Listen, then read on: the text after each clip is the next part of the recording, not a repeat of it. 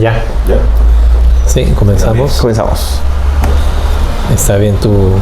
¿Ya? Ok, chévere, bacán. ¿Tú me dices? ¿Ya?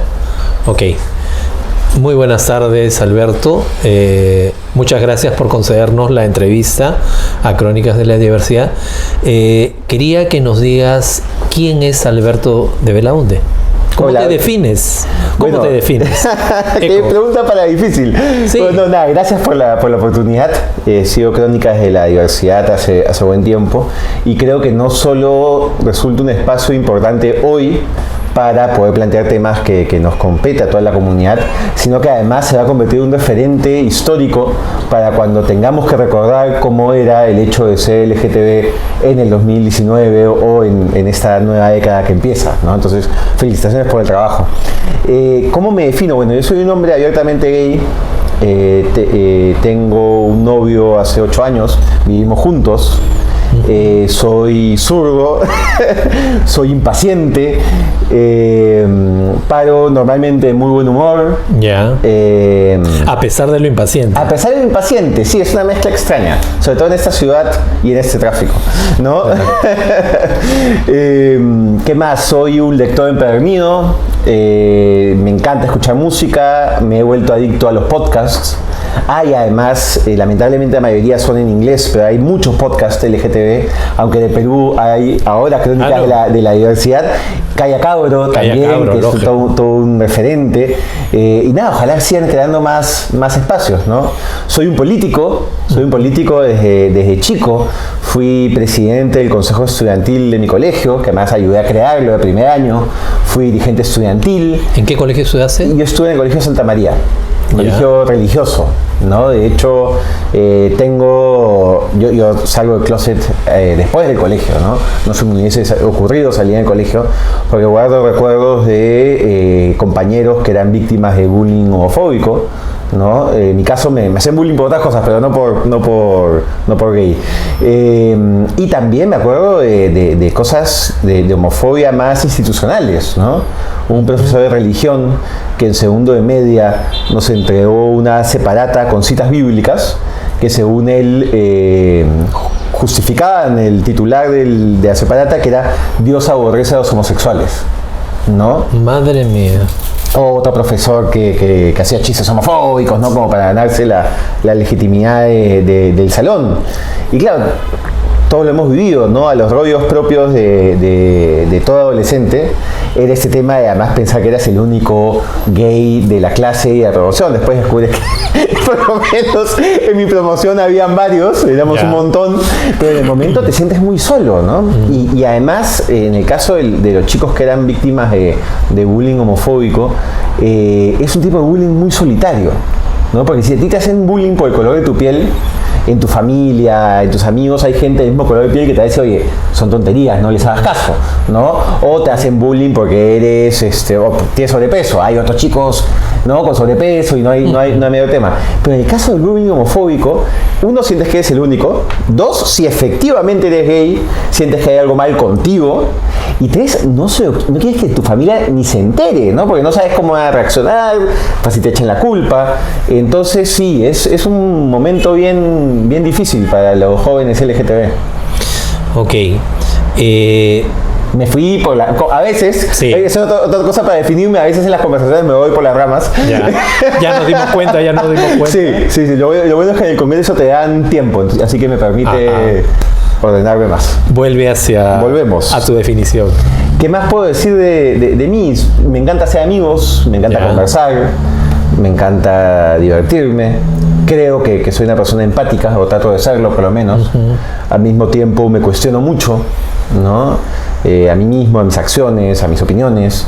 Y creo que eso me ayuda a ser una mejor persona. Ok, chévere. ¿Tienes entre tus antepasados personas que han intervenido, que han participado activamente en la política nacional, en la política local? ¿Cómo ha influido ese aspecto en tu formación, esa extracción de clase en tu formación? Bueno, de hecho es una influencia clara, ¿no? Yo tuve la suerte de que mi abuelo vivió hasta los 104 años. Entonces yo he crecido y hasta que he sido joven, ni siquiera adolescente, he tenido a mi abuelo muy cerca. Mi abuelo fue 5 veces diputado por Arequipa, uno de los fundadores del Frente Democrático Nacional, ¿no? La primera vez que él llega a la Cámara de Diputados es el año 39. Entonces, claro, hablar con él era hablar con la historia política del siglo XX, ¿no? Con un actor de historia política. Benavides, Odría. Así es. Me contó cuando estuvo en el Panóptico como preso político en la época de Odría. En fin, la fundación de la democracia cristiana, las rebeliones de Arequipa, ¿no? Y claro, toda esta historia que él me contaba me servía para ver que había una manera distinta de hacer política de la que yo veía en ese momento en el país. Yo crezco en los fines del fujimorismo, años muy difíciles. Y naces en el primer gobierno de Alan García. El año 86. Yo siempre bromeo con mis papás que ni fregando había políticas de planificación familiar porque nadie hubiese querido tener hijos ese año. Mamá dice, no, todos han sido deseados. Digo, mamá, soy el 4º hijo. Vamos. Pero bueno, sí, nací en el 86 y empecé a tomar conciencia política en los últimos años del fujimorismo, ¿no?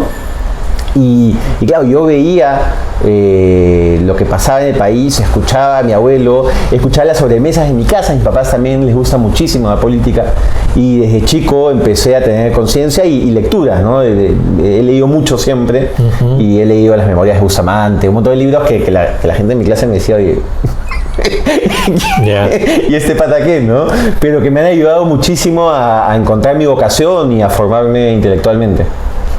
Y el ejemplo de mi abuelo es una inspiración permanente para mí de cómo ser congresista, de cómo representar, de cómo mantener un vínculo con los ciudadanos. Fue, creo, una persona fundamental para que hoy esté en el Congreso. En ese sentido, ¿cómo te defines ideológicamente? Yo me considero liberal progresista. Creo que debería ser solo liberal, pero el problema es que en el país los neoliberales y los libertarios han apropiado el término, ¿no? Y yo creo que hay diferencias muy claras, ¿no? Un liberal de verdad cree en la libertad individual, cree en el Estado que garantiza y ayuda a proteger las libertades, no desprecia al Estado, cree en una economía libre en aquellos aspectos donde efectivamente puede ser libre y si no, no tiene ningún problema en que exista algún tipo de intervención del Estado, ¿no? Y por supuesto creo que la gran diferencia, sobre todo con los neoliberales, es que la libertad no se circunscribe a lo económico, ¿no? Creemos también en la libertad del individuo y de la posibilidad de desarrollar tu personalidad como ese es y tu identidad como ese es, ¿no? Los neoliberales, por el contrario, creen solo en la libertad económica un poquito, ¿no? Pero si pueden conseguir alguna prebenda, la consiguen. No creen en las libertades individuales, son profundamente conservadores. Los libertarios creen en la libertad económica, pero como que se olvidan de la individual. Entonces, por eso es que lamentablemente en el Perú todos se llaman a sí mismos liberales y por eso hay que ponerle apellido. Entonces, yo soy un liberal progresista. ¿En qué ámbitos debería intervenir el Estado? Porque mencionaste algo específico, pero dado el contexto de... Hay un ejemplo estupendo que creo que además es un parteaguas clarísimo, ¿no? La educación. La educación no puede ser tratada como un commodity, ¿no? Como una mercancía más. Y por eso es que es tan importante que exista algo como la SUNEDU, la Superintendencia de Educación Superior, que garantice mínimos para que nuestros jóvenes y sus familias no sean estafados y para que luego no tengamos profesionales brindando servicios a la sociedad sin tener las cualidades mínimas, ¿no? Esto para un libertario es pues blasfemia pura, ¿no? Pero hay que entender que hay determinados aspectos donde es necesario que el Estado intervenga de manera firme. Hay países escandinavos en los que la educación es exclusivamente pública. Esa sería un poco la perspectiva de un Estado liberal progresista. Estamos hablando de educación superior o educación básica. Incluso básica regular. Yo creo que digamos, deberíamos tener un Estado capaz de dar educación pública gratuita de calidad, ¿no? Y creo que es fundamental, además, no solo por la democratización del conocimiento, sino también porque necesitamos espacios de interacción entre personas distintas, ¿no? Uno de los problemas que genera una sociedad tan dividida y separada en espacios distintos es que no hay una diversidad de, por ejemplo, personas de nivel socioeconómico compartiendo un aula, ¿no? Y en nuestro país eso implica también normalmente que no haya una diversidad racial y que no haya una diversidad del lugar donde vives, etcétera, ¿no? Entonces, más que prohibir la educación privada, que creo que en la mayoría de estados existe, debería haber una educación pública que incentive que todos quieran que sus hijos vayan a la educación pública, ¿no? Independientemente de si existe una educación privada o no. Le hace bien a la sociedad que existan espacios de intercambio entre todos sus ciudadanos. ¿Cómo defines a la sociedad peruana? Dado que has abordado justamente este tema de la diversidad, ¿cómo defines al Perú como socialmente? Somos una sociedad muy diversa, pero al mismo tiempo una sociedad que parece no estar orgullosa de su diversidad.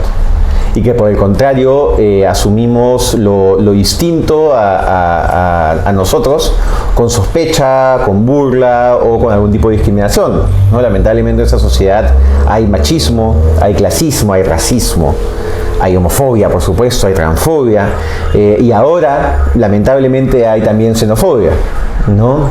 Contra los hermanos y hermanas venezolanos que vienen escapando de la barbarie. Y creo que esto se explica tal vez por la crisis en la cual ha estado nuestra educación tanto tiempo y que hace que no sea una educación que forme ciudadanos, ¿no? Digamos, uno ve el currículo y efectivamente hay en teoría el desarrollo de competencias, ¿no? Pero uno va al aula y no encuentra el desarrollo de juicio crítico, ¿no? Sigue siendo una educación muy paporretera, ¿no? No encuentra, por ejemplo, mecanismos para el procesar disensos, ¿no? Tú piensas A, yo pienso Z, ¿cómo podemos convivir y llegar a acuerdos? Ese tipo de ejercicios no están en el aula, ¿no? Hay también algo que yo llamo, y que no llamo yo, lo llaman los educadores, que es el currículo oculto, ¿no? El currículo que conocemos es el que habla de historia, de matemáticas y tal. Pero hay un currículo oculto que es todo aquello que inconscientemente aprendemos en la sociedad y que se aprende también en el aula. Y claro, en el currículo oculto, ¿qué hay? Uno, que la autoridad es autoritaria, ¿no? Entonces el profesor y el director te dicen qué hacer y la legitimidad de esa decisión es porque yo soy autoridad. Sin ningún tipo de explicación, sin ningún tipo de posibilidad de revisión de la decisión tomada en base a lo que los alumnos piensen, ¿no? Entonces ya aprendemos el tema de autoritarismo. Segundo, el tema de bullying, que lo que nos enseña es todo lo distinto está mal. Todo lo distinto tiene que ser motivo o de burla o de sospecha. No aprendemos a convivir en diversidad, ¿no? De ahí la regla de Pepe el Vivo, ¿no? El que apunta el plagio bien, ¿no? Y sabe hacerla, es el que le va bien. Entonces son una serie de conocimientos inconscientes que dañan la posibilidad de una convivencia ciudadana y de valores ciudadanos, y al mismo tiempo no hay un contrapeso que efectivamente te enseñe estas cosas, ¿no? Entonces acaba el colegio a los 17 años y a los 18 te dan este documento celeste y automáticamente todos somos ciudadanos, ¿no? Y yo creo que parte de los problemas de convivencia que tenemos desde el tráfico hasta los casos de discriminación que siempre salen en redes sociales es producto de una deficiente formación ciudadana. Es posible, te has definido como liberal progresista. En el Congreso recientemente disuelto has tenido muchas coincidencias con sectores de izquierda, sí, ¿no es cierto? Que con los cuales, específicamente con Marisa Glave, con Tania Pariona, con Indira Wilca, correcto, y también con otros espacios. Así es. Es posible, de hecho que es posible porque se ha dado, pero es posible definir un liberalismo de centro derecha, un liberalismo de centro izquierda, un liberalismo de izquierda. Sí, hay diferentes ámbitos dentro del liberalismo, como los hay dentro del socialcristianismo. Por ejemplo, ¿no? Tú tienes un socialcristianismo como el que encarnó Cornejo Chávez, ¿no? Que era muy pegado a la izquierda, y uno que encarnó Bedoya, que era mucho más pegado a la derecha, ¿no? O tú tienes un Partido Demócrata Cristiano como el chileno, que estuvo durante muchos años en coalición con el Partido Socialista, ¿no? Entonces es normal, y no solo es normal, yo creo que es necesario que ninguna corriente ideológica se encierre en sí misma. Las ideologías tienen que ser lentes que te ayudan a ver mejor la realidad, pero no se pueden convertir en anteojeras, ¿no? Que te evitan ver más allá de lo directo en tu mirada. Y creo que esto nos falla en política peruana, ¿no? Yo creo que todavía muchos ven la política en el Perú como un partido de fútbol, donde tú te pones una camiseta y la única manera en la que tú ganes es que el otro pierda. Y tú eres lo máximo y el otro siempre representa lo peor. Esa manera de hacer política es fatal. Entonces, por ejemplo, claro, yo con Marisa tenemos profundas discrepancias en el ámbito económico. Yo creo en una economía social de mercado, creo que el modelo económico bien llevado y con un Estado más sólido puede seguir sacando de la pobreza a los peruanos. Marisa cree en una economía más planificada, con un rol más fuerte del Estado en determinados sectores. Y probablemente si nos quedásemos en eso, nos sacaríamos los ojos en todos los debates, ¿no? Pero por otro lado, ambos creemos en que las mujeres son dueñas de su cuerpo y que deben decidir libremente sobre su cuerpo. Ambos creemos que toda persona trans merece un documento de identidad que las identifique, un empleo digno y no morir por el hecho de ser trans. Ambos creemos que todas las parejas, sean del mismo sexo o no, deberían de poder realizar un proyecto de bien común sin discriminación y teniendo garantías mínimas por parte del Estado, ¿no? También creemos que nadie debería ser discriminado por el color de su piel. Creemos en la independencia del Tribunal Constitucional. Entonces creo que parte de la idea de hacer política es no caer en la tentación de siempre estar en la confrontación, que te generan muchísimos titulares, sino ver cuáles son los espacios donde en vez de construir un muro puedes construir un puente.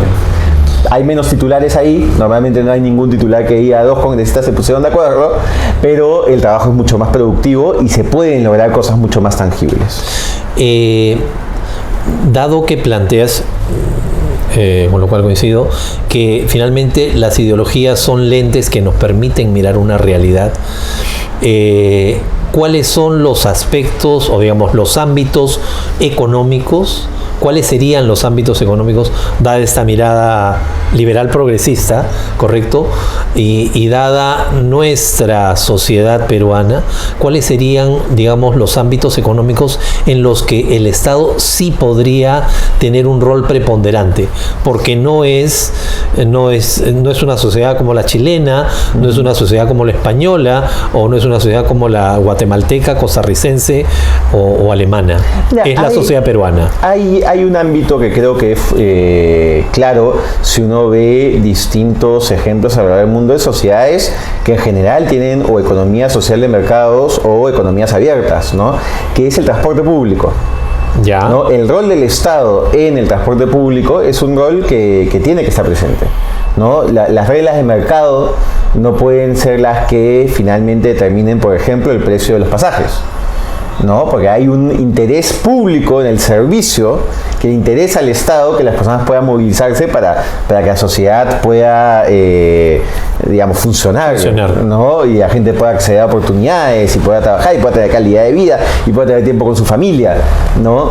Siento que muchos de los sistemas de concesión que se han dado en nuestro país de aspectos de transportes públicos como el del metropolitano ha estado muy bajo la lógica de mercado y no bajo la lógica del ciudadano, que es la que debería primar. Entonces creo que ese es un ejemplo clarísimo donde el Estado puede cumplir un rol mucho más importante y presente que el que está cumpliendo. Entonces, por ejemplo, la revisión de esos contratos es indispensable. El tema es si es que esos contratos se pueden revisar de manera unilateral, ¿no? El modelo no lo permite y la seguridad jurídica tampoco. Sí se pueden renegociar, ¿no? Y eso considero que es fundamental. Pero claro, para renegociar el Estado tiene que hacer las cosas bien. Hasta el día de hoy, y es un dato que mucha de la gente que nos está viendo no conoce, hasta el día de hoy el metropolitano está en etapa de preoperación. Sí. Porque, digamos, este video no se ha grabado en 2011, señores, estamos en el 2019. El 2019 y un sistema que empezó a funcionar en el 2010 sigue en preoperación. ¿Y por qué? Porque el Estado, entre otras cosas, no cumple con construir las estaciones de metropolitano que faltan hacia el norte. Entonces, digamos, ¿cómo podemos exigir que el Estado se siente en la mesa, sea firme, renegocie? Renegociación implica más voluntad de ambas partes, cuando tenemos en la lista de pendientes tantos temas, ¿no? Ok, bien. Siempre en esta mirada a la sociedad, ¿viste el documental La Revolución La Tierra? Sí, claro. Además soy amigo del director, de Gonzalo Benavente. Excelente. Estupendo documental. ¿Qué opinas al respecto y de todo lo que se plantea en el documental? Bueno, esta mirada, además porque es una mirada desde inicios del siglo XX, con todos los intentos, digamos, los intentos de reforma agraria que se dieron a lo largo de las décadas previas, lo truncado a inicios de los 60, en el primer gobierno de Belaúnde, y finalmente la reforma agraria del 24 de junio de 1969. La reforma agraria era algo fundamental. Se tenía que hacer sí o sí, y esta no es una propuesta que venía de la extrema izquierda, ¿no? La democracia cristiana en el mundo hablaba de reforma agraria, el APRA en los 30 hablaba de reforma agraria, incluso si uno ve el video, hasta un sector de la derecha hablaba de la reforma agraria, ¿no? El problema fue que no se permitió hacer en democracia, ¿no? El ejemplo más dramático es el ejemplo de Belaúnde, ¿no? Manda una ley de reforma agraria al Congreso y la coalición APRA 1, esta coalición extrañísima de la derecha que había perseguido al APRA y el APRA, los dos juntos como hermanos, desvirtúa y debilita por completo esta reforma, ¿no? Entonces la reforma agraria tenía que hacerse de todas maneras.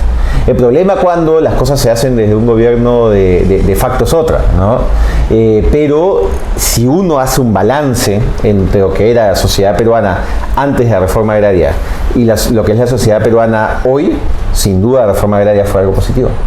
¿Consideras que...? Es más, perdón que interrumpa, sí. Hay una frase que lo sintetiza muy bien de Hugo Neira, ¿no?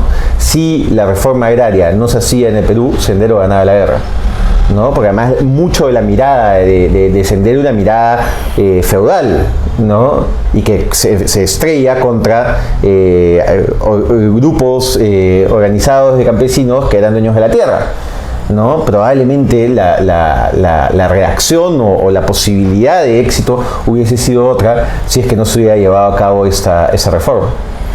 En ese sentido, esta reforma que fue dada en el gobierno de Juan Velasco Alvarado generó en la sociedad peruana una conciencia ciudadana, o ha sido la que ha gestado una conciencia ciudadana posterior de derechos, de ejercicio de derechos y de responsabilidad ciudadana.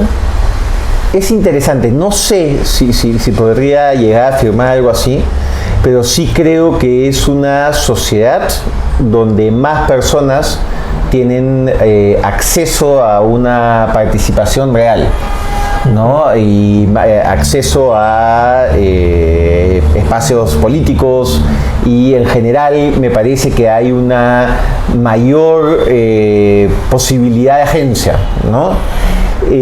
Creo que todavía somos una sociedad con muy poco nivel de conciencia colectiva en torno a una serie de temas, ¿no? Uno de ellos es la reforma agraria, ¿no? Creo que uno de los éxitos de Gonzalo en este documental es que por fin empezamos a debatir y reflexionar sobre un periodo de nuestra historia. Claro, hay quienes escriben columnas sin haber visto la película, ¿no? Varias, pero que creo que es la peor manera en la cual uno puede entrar a un debate, ¿no? Porque yo creo que es absolutamente válido y hay cosas que hay que criticar de cómo se llevó a cabo la reforma, ¿no? Pero sí es necesario como país que empecemos a tener más espacios de discusión sobre nosotros mismos y nuestra historia, ¿no? Yo por eso veo con muy buenos ojos la nueva ley del cine, que tuvo que salir por decreto de urgencia porque el fujimorismo se negó a aprobarla en el Congreso, porque creo que necesitamos que el audiovisual peruano, no solo el cine, nos ayude a tener una mayor conciencia y una mayor presencia de la historia reciente y pasada, más pasada, en nuestras discusiones, ¿no? Ok. Estás postulando con el número 6 del Partido Morado. La M del Partido Morado. La M del Partido Morado. ¿Cómo así surge esta candidatura? Bueno, yo con el Partido Morado empiezo a conversar en general de política hace varios años, ¿no? Tengo además amigos ahí, personas que están como dirigentes jóvenes, y conozco directamente a Julio Guzmán. Y siempre miré con interés, al comienzo con cierta incredulidad, la construcción del partido. ¿Por qué incredulidad? Porque habían puesto unas normas dificilísimas de cumplir para poder inscribir nuevos partidos. Pero me fueron invitando a algunos eventos del partido. Hace 2 años estuve en una capacitación de jóvenes morados de todo el país y me sorprendió el nivel de organización y las ganas de hacer algo en serio, ¿no? Que no sea solo un movimiento electoral. Entonces, muy bien, pasa el tiempo, se disuelve el Congreso y yo estaba sentado en escribir mi libro. No retiro nada, Editorial Planeta está en todas las librerías, déjame hacer el cherry. Estaba muy sentado porque además quería sacarlo antes de fin de año, ¿no? Y empiezan las conversaciones, porque venían las elecciones parlamentarias, y yo, la verdad, inicialmente no había considerado postular porque además creía que tal vez no iba a poder postular. Ya con un Jurado Nacional de Elecciones que abre esa posibilidad y con la invitación formal es que decido postular y reconozco, bueno, el Partido Morado es el partido que me invita, pero reconozco además que hay en el Partido Morado la intención de aglutinar a fuerzas de centro políticas que están muy dispersas, ¿no? Y que necesitan tener, y necesitamos de una confluencia y una manifestación política unitaria para evitar que sean los extremos que no representan a la mayoría de peruanos los que terminen pasando una segunda vuelta, ¿no? En tu libro justamente mencionas que lo indispensable que es para la política peruana la conformación, la configuración de partidos sólidos, sí, ideológicamente sólidos, que además estén conformados por políticos y políticas, digamos, que tengan un conocimiento, una trayectoria, haber caminado juntos y juntas, para que al momento de acceder al poder, pues las propuestas que se planteen para el desarrollo de la sociedad y del país, pues tengan se allane el camino, ¿no es cierto? ¿Es esto lo que sucede con el Partido Morado? Porque así como señalas esto en relación a los partidos, también señalas que con Peruanos por el Cambio, justamente, o Peruanos por el Cambio adolecía de estrategia parlamentaria, cohesión, y habían, digamos, estas carencias, ¿no? Sí. Desde el 2016. ¿No hay una similitud entre uno y otro caso? No me gustaría entrar mucho en comparaciones porque las comparaciones son odiosas, y digamos, yo le guardo gratitud a Peruanos por el Cambio por haberme permitido llegar al Congreso, ¿no? Yo renuncio, o sea, yo pensé que iba a estar en Peruanos por el Cambio 5 años, renuncio cuando se da el indulto a Fujimori porque encuentro inaceptable y una traición al voto que nos dio la gente en segunda vuelta. Pero bueno, volviendo a ese tema, y justamente yo estaba muy sensibilizado en torno a la experiencia de Peruanos por el Cambio, que creo que es la experiencia de buena parte de los partidos que surgen de finales de los 90 en adelante, ¿no? Que son partidos en torno a un líder y que son una suerte más de vehículos electorales o de movimientos electorales, ¿no? Entonces, lo que yo he estado viendo en el Partido Morado en esos años es que efectivamente hay un liderazgo claro, ¿no? Que es el de Julio Guzmán, pero también hay otros liderazgos muy interesantes y muy cohesionados y coherentes, ¿no? No me he encontrado con muchas incoherencias ideológicas que luego descubrí en Peruanos por el Cambio, ¿no? Yo en la misma lista que Olaichea, ¿no? Eso no se explica. Ese tipo de cosas no las he encontrado ahora. He visto una Secretaría de Formación de Talento que capacita, que forma nuevos cuadros, gente joven con una mirada clarísima, no solo de Lima, sino de todo el país. Ya. Creo que es algo distinto y creo que es interesante, por ejemplo, que hayan decidido participar en esas elecciones. Ya. ¿No? Podrían sin ningún problema, era absolutamente legal, como ha hecho algunos partidos, guardarse y si fuese solo un vehículo electoral, presentarse el 21. Esta intención de participar ahora, de participar el 21, sé que también están ya pensando en las elecciones municipales y regionales del 22, demuestra que sí hay una vocación, por lo menos, de querer crear un espacio en la política peruana que no sea pasajero, ¿no? Ok, hasta antes de estos meses en el Partido Morado por lo menos no leímos una posición clara, por ejemplo, en relación al reconocimiento de derechos de la población LGBTI.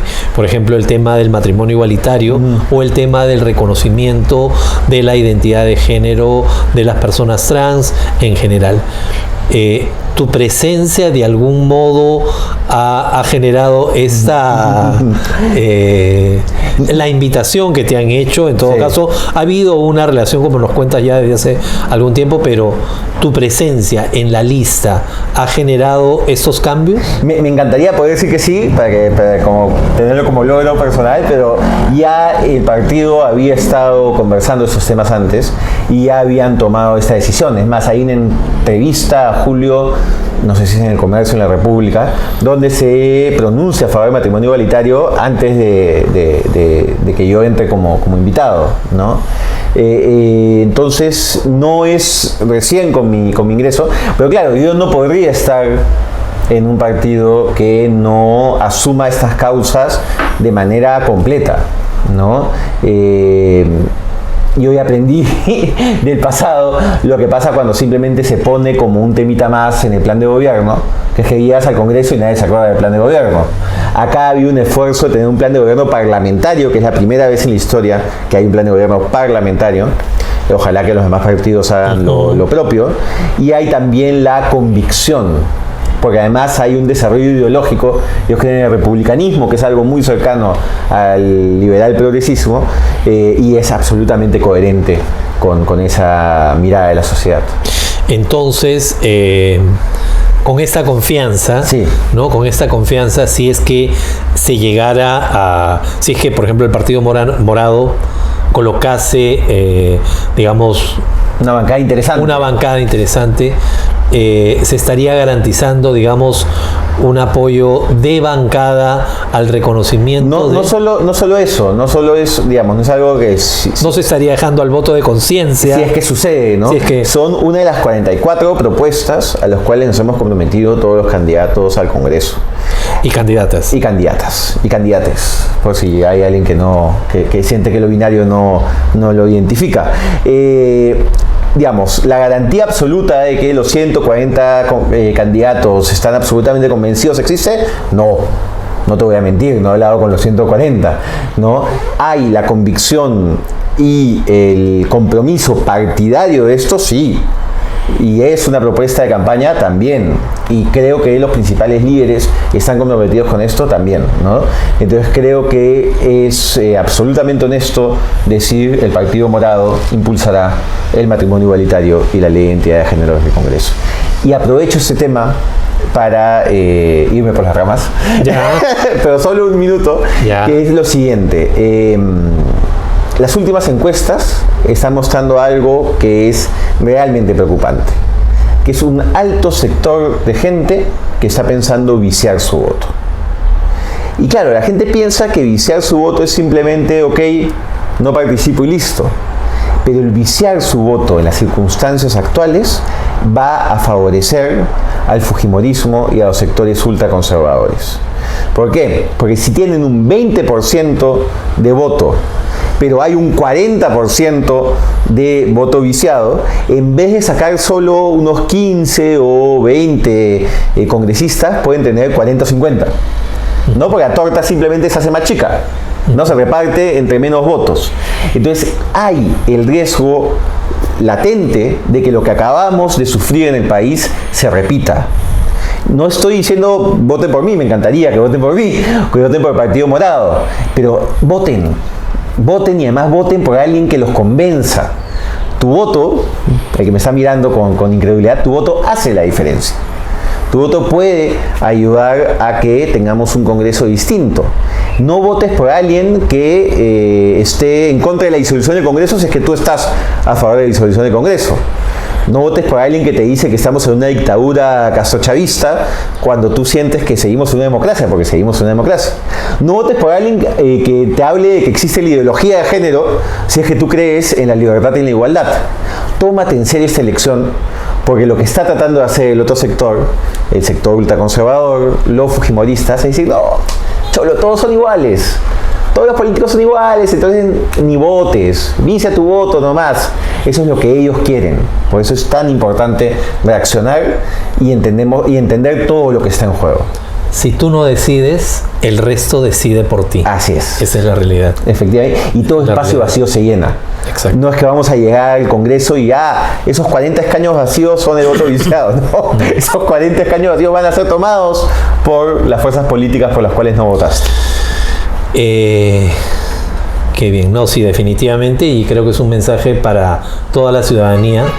Decidamos, cada quien decidiendo desde su propia forma de ver el mundo, desde su propia opinión. Así es, por ejemplo, si hay alguien de izquierda, hay dos listas de izquierda que llevan candidatos LGTB, Juntos por el Perú y el Frente Amplio. Los invito a que revisen esas listas. Exacto. ¿No? ¿Cómo fue tu salida del closet? gradual. ¿Cómo saliste así de no normal, salí, sí? No hice una fiesta o una cosa muy glamorosa. Y a veces la gente me pide consejo y yo trato de decir, oye, no sientas esta necesidad de publicar en tu Facebook que todo el mundo se entere. Empieza por gente en la que confías, por gente en la que te pueden servir de contención emocional si es que consideras que hay otras personas en tu vida que no lo van a tomar tan bien. ¿No? Yo la primera persona que conté fue a mi mejor amigo de la universidad. Porque claro, además, si reaccionaba mal me iba a doler, pero tampoco era el fin del mundo, ¿no? Me apoyó muchísimo, de ahí se conté a dos amigas más y de ahí a mis papás. Mi papá había sido abogado en la fundación del MOL, con lo cual yo tenía esa carta para echársela en cara si es que se ponía pesado, pero la verdad es que tuve... Antes que nacieras. Antes que naciera, el año 84, así es. Pero yo he sido francamente privilegiado, ¿no? Y reconozco además el privilegio, ¿no? Y por eso a mí me incomoda mucho a veces algunos medios de comunicación que no saben mucho de la comunidad LGTB, me buscan un poco como para que sea la imagen de la discriminación o la imagen de la lucha, y a mí eso me incomoda muchísimo, ¿no? Porque hay chicos y chicas y chiques que han sido botados de sus casas cuando eran adolescentes, hay mujeres lesbianas que han sido víctimas de violaciones correctivas, promovidas en muchos casos por familiares, ¿no? Para que se le pase lo lesbiana y conozcan un hombre, ¿no? Hay chicos que han tenido que recibir frases absolutamente hirientes de sus papás, ¿no? Prefiero un hijo muerto a un hijo maricón. Es una frase. Hay personas que han sido obligadas a llevar terapias de conversión hasta el día de hoy, pleno 2019, que es una forma de tortura, ¿no? Entonces, yo tuve la suerte de tener apoyo de mi familia, de mis amigos, y de siempre estar en espacios donde he podido ser quien soy y donde he podido estar con mi novio y digamos, plantearnos un proyecto de bien común sin que nadie lo ponga en riesgo, ¿no? Y eso en el Perú lamentablemente sigue siendo un privilegio. Ok, la mejor de las suertes. Muchas gracias. Y ojalá que haya mayor presencia LGBT y en el Congreso de la República, fundamentalmente para que haya reconocimiento legal y por supuesto social de las diferencias, ¿no? Del tema LGBTI, y por supuesto que está absolutamente atravesado por el tema étnico, así es, por el tema de clase, por el tema de género, etcétera, ¿no? Totalmente. No, muchísimas gracias. Gracias por el interés y nuevamente a los electores, su voto cuenta y en esa elección cuenta muchísimo, así que los animo a votar. Si les convence mis ideas, los invito a votar por el Partido Morado y escribir el número 6. Y también revisar la lista, que es una lista de gente realmente buena y realmente capa en los distintos sectores. Hay gente que viene del sector de educación, hay gente que viene de la microempresa, hay gente que viene de las organizaciones sociales. Pero si no les convence el Partido Morado y no les convenzo yo, hay otras listas donde hay candidatos que apuestan por la igualdad. Conózcanlos, pero que no puede pasar es que lleguen ese día y simplemente por flojera o por desidia tachen y su voto no cuente. Tenemos que marcar la diferencia en estas elecciones de enero. Muchas gracias, Alberto. Un gusto. Igual.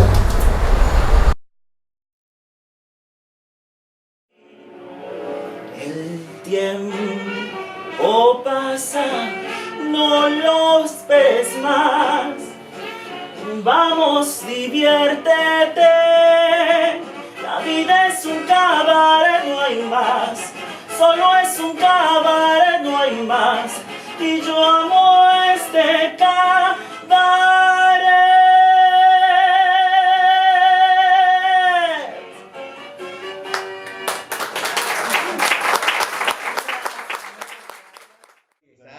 Notable, ¿eh? Probablemente una de las mejores entrevistas de campaña que me han hecho.